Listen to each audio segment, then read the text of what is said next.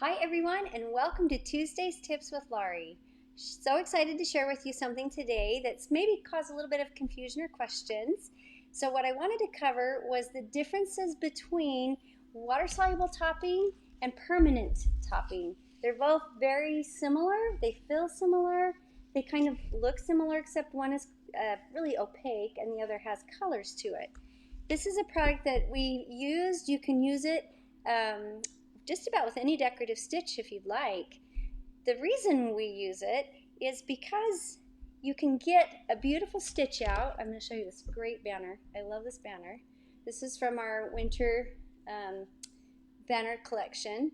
And if you look at this, you can see some stitch outs, and it also includes the alphabet right there. But you can see the berries. If you see those red berries right there, that's a decorative stitch. So that's what I'm referring to when I say decorative stitch.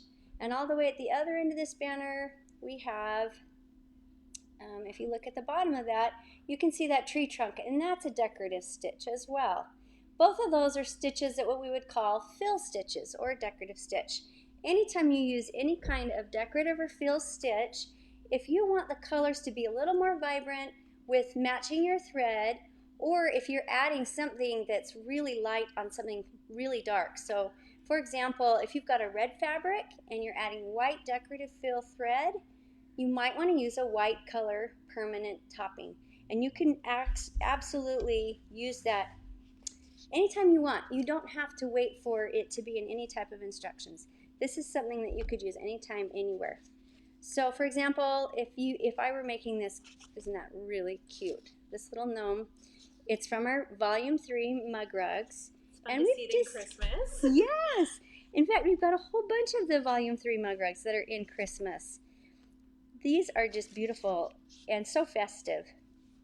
The water topping the difference between the water topping and the permanent is meant to go right before you would do the white stitching on the cuffs, for example. You would lay the the permanent topping down. You would stitch the white stitches, and then you simply tear it away. And it stays right here underneath your stitching.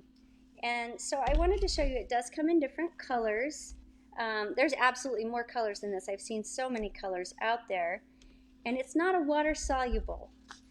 It's also, you can iron your item. If you were to have any of this sticking out, it would become really, really easy to rip or tear away. But it's a little different material, and it's funny because it feels like a plastic tablecloth, really, honestly, truly. But it's really cool. It's a really neat product. I'm going to show you here. Here's the cute mug rug that we stitched down. As you can see, I just ripped this out, and look how easily it rips right away from there. So I'm going to rip this other corner for you. And so you just grab it and you tear it, and it rips right away. It rips kind of like the mylar would. And then to get in between the little pieces, you just get a tweezer and you can pull out all the rest of that topping, but it tears right off. And can you see how vibrant that white color is on this red? It really enhances. So especially when you're working with jersey material, knits, this is great to have, because it really will make sure that color stays with your stitches.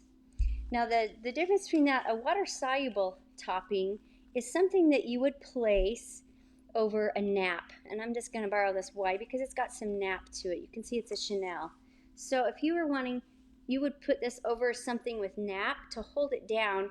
You stitch, and you can tear this away, but you can also it's water soluble, so you can wash it out. That has a different purpose, and it's a wonderful tool. But the permanent topping, the permanent color topping, you simply just have to place it like you saw right before you do the stitching. That's it.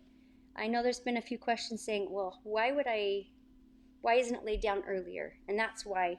It really only has to do with that one stitch, so that's when you would place that. And that's about all on the water top or the permanent toppings. It does come in several brands, if you're wondering.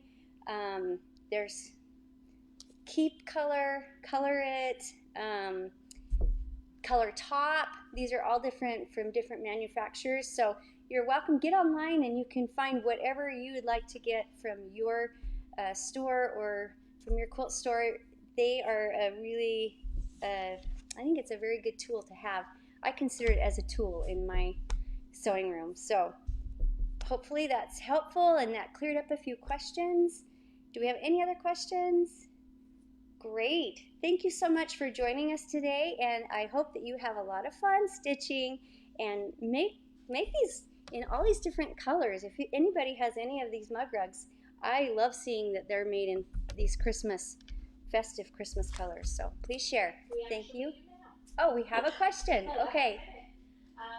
Pat asked, do you put a piece of fabric over the permanent topper? You know what? That's a great question. You could if you wanted to. If you needed white, if you had a white piece of fabric and you were doing a lot of stitching on top of the fabric, then you could, but it's really mainly for decorative stitching and fill stitches, and so that's really where I would recommend putting it, is under your decorative fill stitching. If you wanted to make sure that your white is not see-through, that's when I would add something closer to like your fusible woven stabilizer. It's more of a fabric that helps the stability of its stitching as well as the shadowing, so it prevents shadowing onto a darker color. And I think that's it for us. Okay, thank you so much for joining us, and we'll see you next week on Tuesday's Tips.